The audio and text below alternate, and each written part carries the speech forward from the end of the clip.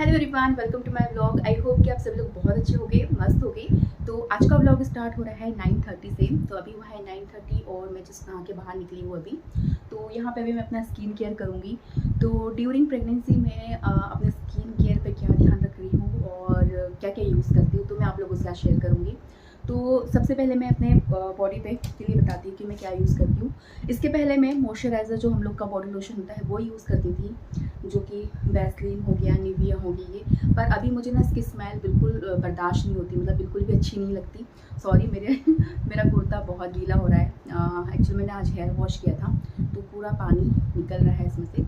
तो वही पहले मैं ये बॉडी लोशन यूज़ करती थी, बट अभी ना मुझे किसी भी चीज़ की, मतलब परफ्यूम की या बॉडी लोशन की, क्रीम की बिल्कुल भी स्मेल पसंद नहीं है। तो मैंने अपने लिए ऐसे प्रोडक्ट मंगवाए हैं, ये ऐसे प्रोडक्ट मैं यूज़ करती हूँ जिसकी फ्रेगरेंस बहुत कम हो, बहुत लाइट हो और बिल्कुल भी इरिटेट ना करें। तो इसकी जगह ना मैं नॉर्मल सा कोकोनट ऑयल यूज़ करती हूँ, पैराशूट का, लिटरली, क्योंकि ये टमी के लिए भी बहुत अच्छा है। जैसे पोस्ट प्रेगनेंसी और बिफोर आफ्टर आप इसको यूज़ कर सकते हो, मतलब स्ट्रेच मार्क्स के लिए भी बहुत अच्छा होता है। महंगी महंगी क्रीम्स के को अवॉइड करके मैं अपना सिंपल सा कोकोनट ऑयल ही यूज़ करती हूँ, टमी एरिया के लिए भी, क्योंकि थोड़ी बहुत इरिटेशन होती है, इचिंग वगैरह भी होती है मुझे। अभी I think 5th month running है मेरा, तो थोड़ा बहुत हो रहा है मुझे इचिंग का। तो डॉक्टर ने भी सजेस्ट किया था कि कोकोनट ऑयल बेस्ट है, वो आप लगा सकते हो। उन्होंने कुछ और मॉइस्चराइज़र भी दिए थे, बट मैंने परचेस नहीं करे क्योंकि मुझे कोकोनट ऑयल ही कंफर्टेबल लगता है। तो बस यही मैं अपनी स्किन पे लगाती हूँ। टमी एरिया हो गया और हैंड पे भी और लेग्स पे भी, सभी जगह में यही कोकोनट ऑयल यूज़ करती हूँ, क्योंकि अभी वहाँ जाना नहीं है, तो घर में बेड रेस्ट चल रहा है, तो ऑयल स्किन चिपचिपी लगे या कुछ लगे, उतना फ़र्क नहीं पड़ता है, तो ठीक है। और इसकी ना खुशबू भी बहुत अच्छी होती है, एकदम लाइट सी होती है, बिल्कुल भी इरिटेट नहीं करती, तो मुझे बहुत अच्छा लगता है, तो मैं यही लगाती हूँ। और फेस के लिए मैं आपको बताती हूँ कि मैं क्या लगाती हूँ। फेस के लिए ना मैंने ना ये मंगवाया है, जॉनसन्स बेबी क्रीम। ये हालांकि बेबीज़ की है, बट ये मुझे अच्छा लगता है, इसकी खुशबू मुझे बहुत अच्छी लगती है। तो मैं अपने मॉइस्चराइज़र की जगह मैं इसे यूज़ करती हूँ, इससे अपने स्किन को मॉइस्चराइज़ करती हूँ। तो फेस के लिए मैं अपने लिए मॉइस्चराइजिंग के लिए ये यूज़ करूँगी। देन अगर बाहर जा रही हूँ ना, अगर सपोज़ अगर डॉक्टर के पास जाना है विज़िट के लिए, या मतलब कभी भी अगर बाहर निकलना होता है, फ़िलहाल तो अभी बेड रेस्ट पे, तो भी बाहर निकलना तो सब कुछ बंद है। बट अगर इन केस अगर बाहर जा रही, तो मॉइस्चराइज़र के ऊपर ना मैं सिंपल सी सनस्क्रीन लगाती हूँ। ये है shadow SPF gel, Fixderma का है ये। तो ये इसकी भी स्मेल बहुत लाइट है। मैंने पूरे प्रेगनेंसी में अपने लिए ऐसे ही प्रोडक्ट सेलेक्ट करे हैं सेकेंड मंथ से, कि जो मुझे इरिटेट ना करे, तो ये बहुत अच्छा लगा है मुझे। आप लोग भी इसको नॉर्मल वे भी सनस्क्रीन, जिनको इरिटेशन होती है ना, जैसे खुशबू वाले, ज़्यादा स्मेल होती है बहुत ज़्यादा, तो दिक्कत होती है, तो ये बहुत है, नॉन स्टिकी है, चिपचिप बिल्कुल नहीं लगती सनस्क्रीन, और बहुत अच्छी है। तो ये प्रेगनेंसी के लिए मुझे बहुत अच्छी लगी, तो मैं ये यूज़ करती हूँ। और अभी कल ही मैंने ये मंगवाया है लैक्टो कैलामाइन फेस लोशन, तो ये मैंने मंगवाया है। तो ये मैंने फ़र्स्ट टाइम ही यूज़ किया, इसके पहले ना मैंने इसे देखा था, मतलब कभी यूज़ भी नहीं किया कि फैमिली में किसी को देखा हो, तो मैंने नहीं किया, बट ये मेरा फर्स्ट है। तो इसकी खुशबू थोड़ी सी इरिटेटिंग है मेरे लिए, बट ओके, मैं आज ट्राई करके देखूँगी ये लोशन। तो इस टाइप का इसका ये है टेक्सचर। तो इसमें खाली सिंपल सा से कैप दिया है, ये तो कॉमन है, तो आई थिंक सभी लोगों को पता होगा।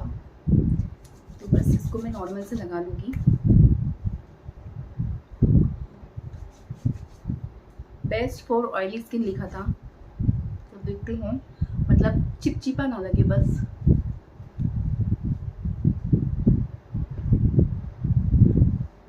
तो मुझे ठीक लग रहा है, बिल्कुल भी चिपचिपा नहीं लग रहा है ये, चिपचिपा बिल्कुल नहीं है। तो ये हो गया मेरा स्किन केयर। और लिप्स पे मैं लगाती हूँ नॉर्मल सा दिस बोरोलिन, क्योंकि लिप बाम भी मैंने अभी अवॉइड कर दी, क्योंकि लिप बाम भी मुझे थोड़ा सा पसंद नहीं है अभी, तो हल्का सा बोरोलिन बस लगाती हूँ मैं। बोरोलिन या तो पेट्रोलियम जेली जो आती है ना वैसलीन, वो भी मेरा फिनिश हो गया है, तो बस ये। बाकी जो इसके पहले वाला स्किन केयर था, उसमें मैं बहुत कुछ यूज़ करती थी, लिटरली टोनर यूज़ करती थी, ये सब कुछ अभी मैंने छोड़ दिया है, क्योंकि प्रेगनेंसी में जितना केमिकल, जितना कॉस्मेटिक हो सके मैं अवॉइड करना चाहती हूँ। थोड़े टाइम के लिए ठीक है, चलता है कि आपको कुछ मेकअप वाला वीडियो देना है या कुछ देना है, तो वो बात अलग है, बट रेगुलर बेसिस पे मैं नहीं यूज़ करती उतना सब कुछ। और और पहले मैं सीरम भी यूज़ करती थी, ये वाला सिस डर्मा का सीरम है। ये मुझे डर्मेटोलॉजिस्ट ने सजेस्ट किया था, बहुत अच्छा सीरम था विटामिन सी का। तो आगे आप बने रहना, मैं अपने जो भी है मेरा स्किन केयर सब कुछ मैं अपने ब्लॉग्स में धीरे धीरे आप लोगों से शेयर किया करूँगी। तो बस यहाँ पे मेरा स्किन केयर एंड होता है सिंदूर और बिंदी के साथ में। तो मेरा ना एक्चुअल में वो वाला सिंदूर ख़त्म हो गया है। तो ये कुमकुम है, ये कोलकाता से मेरी भाभी ने मुझे गिफ्ट किया था, उनकी कोई फ्रेंड ने उन्हें गिफ्ट किया था। तो बस यहाँ पे मैं हल्का सा सिंदूर लगाऊंगी, तो दैट्स इट। और बिंदी लगाऊंगी।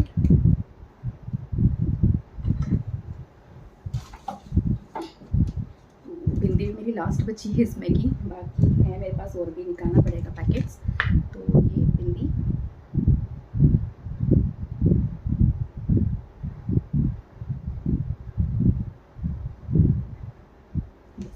तो ये हो गया मेरा स्किन केयर।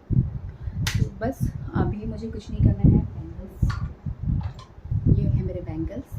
तो अभी पूजा करना है इसलिए मैं इसे डाल लेती हूँ। बाकी थोड़ा सा मुझे इरिटेट करते तो मैं इसे सोते टाइम जैसे बेड पे अगर रेस्ट कर रही हूँ तो मैं इसे निकाल लेती हूँ। तो कुर्ती मेरी बहुत ज़्यादा गीली हो गई है, कोई बात नहीं।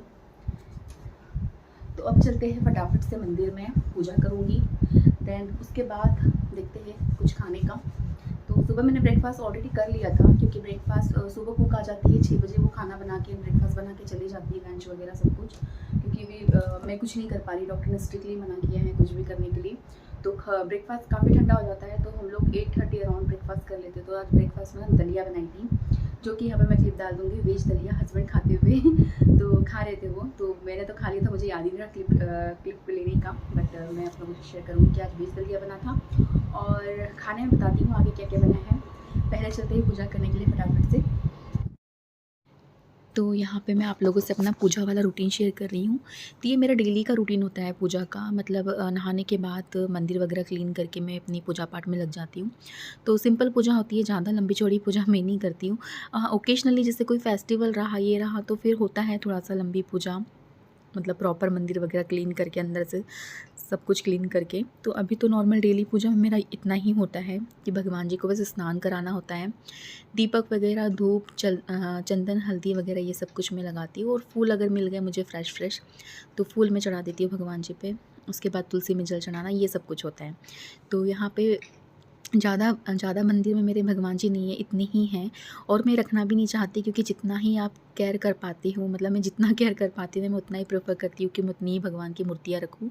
क्योंकि नहीं हो पाता डेली प्रॉपर क्लीनिंग करना मूर्तियों की, और प्रॉपर वो करना, और बिल्कुल भी नहीं हो पाता है, उतना टाइम मिलता भी नहीं है। और अनवांटेड रखो और नहीं हो पाता ना क्लीनिंग, तो बुरा भी लगता है। तो यहाँ पे ना शिवलिंग पे मैं जल चढ़ा रही हूँ। अभी सावन चल रहे हैं, तो सावन में 2 लोटे से जल चढ़ाने का मतलब होता है।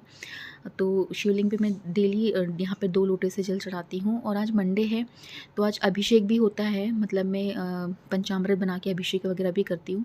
बट आज किसी रीज़न से नहीं कर पा रही हूँ, क्योंकि थोड़ा हेल्थ इशू भी है और घर में चीज़ें भी अवेलेबल नहीं हैं। और हस्बैंड अभी कॉल पे बैठे, तो मैंने कह भी नहीं सकती कि आप लेके आ जाओ।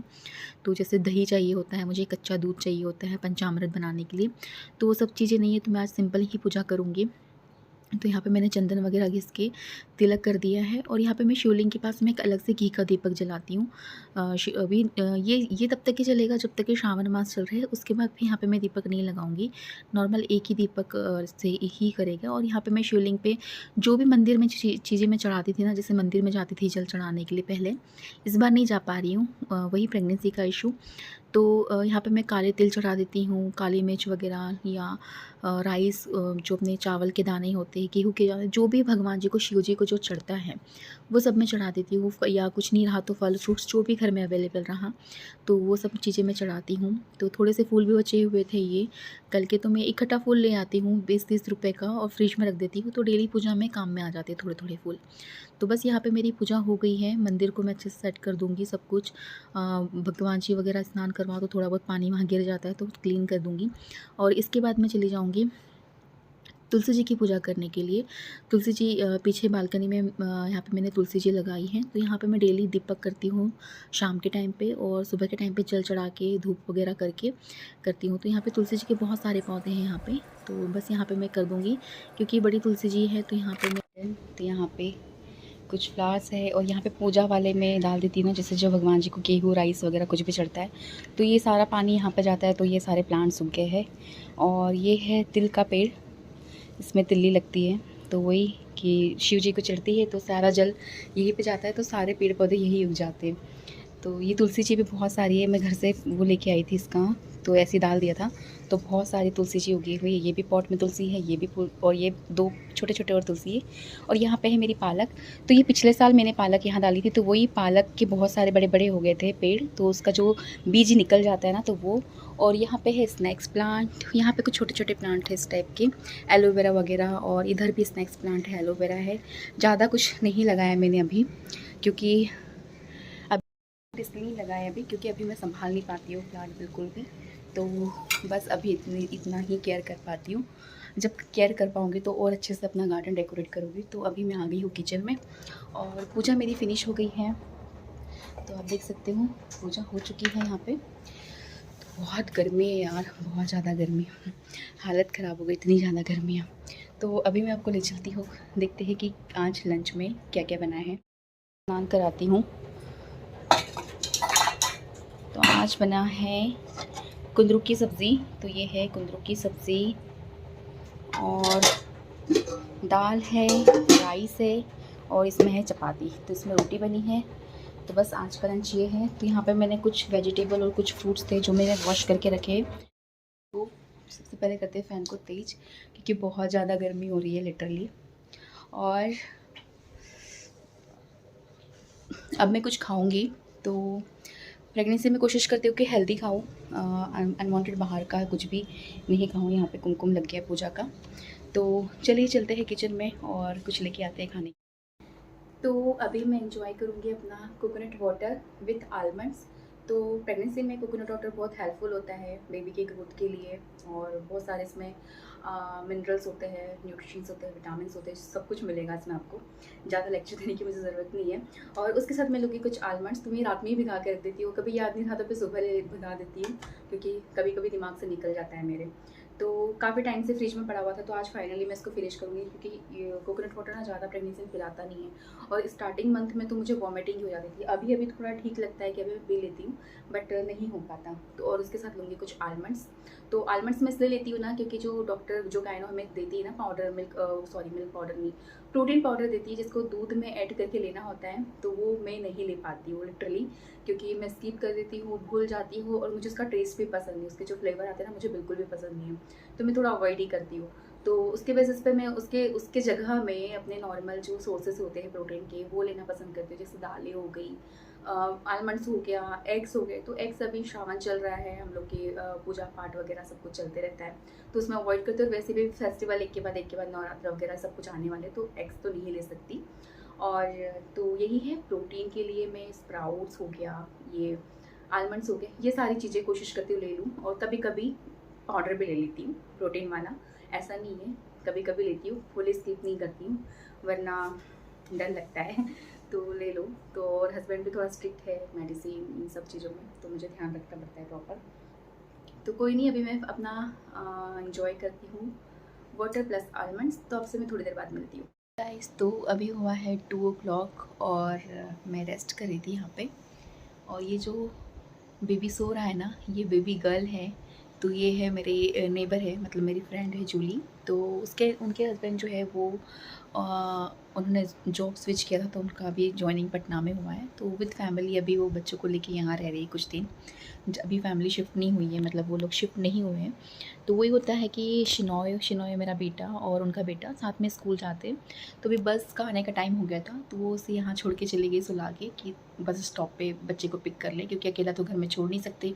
और इतनी गर्मी, इतनी ह्यूमिडिटी है ना यहाँ के एनवायरनमेंट में, कि अब बेबी को कैरी करके चीज़ें मैनेज करना बहुत मुश्किल हो जाता है। उधर से आते आते फिर बच्चों का बैग भी रहता है, वो भी कैरी करना होता है। तो समायरा है इसका नाम। तो समायरा को यहाँ सुला के वो चली गई है उसे पिक करने के लिए, और हस्बैंड भी गए हैं शिनॉय को पिक करने के लिए। तो बस अभी का रूटीन मेरा ये है। शिनॉय स्कूल से आएगा, फिर हम लोग करेंगे लंच वगैरह। तो मुझे अभी आ रहा है शिनॉय स्कूल से, हस्बैंड शिनॉय को पिक करके लेके आ गए। तो मैं आपको बैक कैमरे से दिखाऊंगी शिनॉय का रिएक्शन। आ गए, थक गए।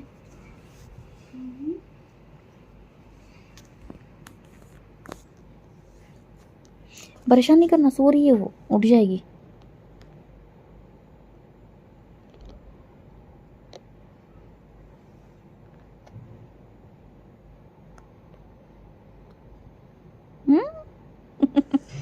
क्या कर रहे हो, चिढ़ा रहे हो उसे?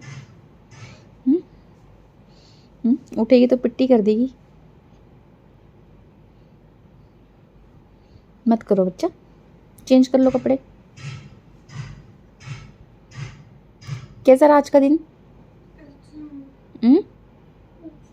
अच्छा नहीं रहा? बोलो ना।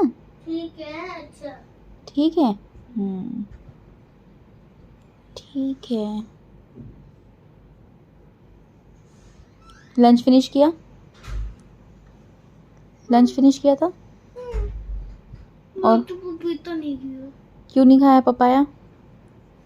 मैं कंफ्यूज हो गया, पपाया बोलते हैं पपीता या पपीता, पपीता पपाया दोनों एक ही वर्ड है। पपीता या पपाया या फिर बबीता। बबीता नहीं ना भाऊ, पपीता या फिर